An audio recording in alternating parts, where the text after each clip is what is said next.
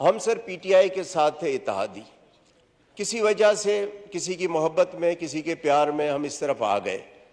जरदारी साहब से मेरी मुलाकात हुई, बिलावल साहब से। हमने कहा जी मुझे न वजारत चाहिए न ओहदा चाहिए, कुछ नहीं, मुझे इलाके के लिए डेवलपमेंट चाहिए। जरदारी साहब ने एहसन इकबाल को कहा, जरदारी साहब की उसने नहीं मानी। शहबाज शरीफ साहब की मेहरबानी, उसने 3 बार एहसन इकबाल को कहा कि जी असलम भूतानी मेरे पास दोबारा शिकायत लेके ना आए। फिर भी जब किताब छपी, पीएसडीपी की कोई स्कीम नहीं थी। फिर जब पीएम के सामने एहतजाज किया, वहाँ भी एहसन इकबाल साहब जज्बाती हो गए। सरदार अयाज सादिक मौजूद थे, वो गवाही देंगे। फिर सर जहाँ से नॉर्मली टेलीफोन आते हैं, उनको मैंने रिक्वेस्ट की कि भाई अगर आपके टेलीफोन में अभी कोई वज़न है तो ज़रा एहसन इकबाल को कहो।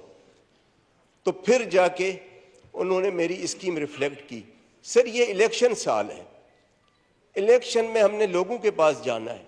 अब सर अगर 40 करोड़ की आप स्कीम देते हैं, 8 करोड़ उसकी एलोकेशन करते हैं, तो ये 5 साल में कंप्लीट होगी ना। पता नहीं 5 साल बाद मैं इलेक्ट होकर आता हूँ, एहसन इकबाल आते हैं, किसकी गवर्नमेंट आती है, कौन है। तो इस साल हम फिर क्या करेंगे। अब सर 8 करोड़ वो भी किस्तों में मिलेंगे, 20%, 10%, 15% पूरे साल में। अब आप बताएं कि इलेक्शन में अनसर्टेनिटी होगी, कौन सा कॉन्ट्रैक्टर आके ये काम उठाएगा कि जी मैं 40 करोड़ का काम उठाऊं और ये मुझे किस्तों में 8 करोड़ मिलेंगे, वो भी आखिरी साल में ये किस्त काट देते हैं। सर जब पीटीआई के साथ थे हमें अरबों रुपए मिले, और न सिर्फ मिले बल्कि 100% एलोकेशन थी जो आखिरी साल एहसन इकबाल ने काट दी। और फिर एहसान किया कि मैं आपको पैसे देता हूं। मैंने कहा जी ये तो वो देकर गए हैं ना, इसमें आपका कौन सा एहसान काट के दे रहे। फिर कहते हैं कि जी जो कॉन्स्टिट्यूएंसी फंड है पीएसडीबी में जिसकी स्कीम होगी उसको नहीं देंगे। तो सर हम इलेक्शन में कैसे जाएंगे। हम खुदा की कसम सर वहां खुश थे, ये जरदारी साहब की मोहब्बत में आ गए। ख्वाजा साहब आप सुने और शहबाज शरीफ तक ये बात पहुंचाएं। सर ये 2 वोटों पे हुकूमत है, इतनी मगरूरी अगर 10 वोटों पे होती तो आप तो किसी को खंगालते भी नहीं।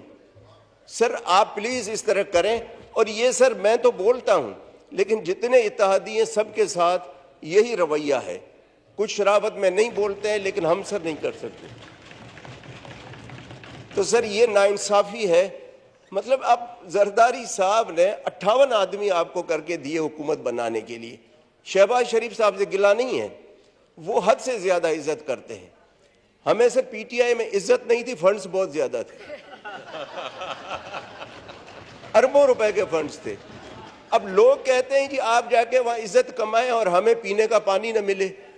तो सर ये इज्जत को पीएम साहब की बड़ी मेहरबानी, जरदारी साहब पीएम साहब बहुत इज्जत करते हैं हद से ज्यादा।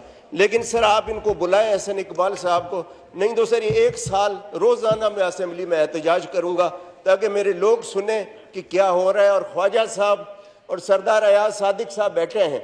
सरदार अयाज सादिक को पता है कि क्या हमने बात की, फिर भी उसने नहीं डाली। फिर टेलीफोन करवा के डलवाई और फिर भी उन्होंने लॉलीपॉप दिया 20%। अब आप बताएं कि इस तरह तो हुकूमतें नहीं चलती है ना। जनाब का पॉइंट रजिस्टर हो गया। सर सरदार अयाज को भी पता है और ख्वाजा साहब दोनों को पता है। Thank you ji. सब्सक्राइब करें और बेल दबाएं ताकि कोई खबर रह न जाए।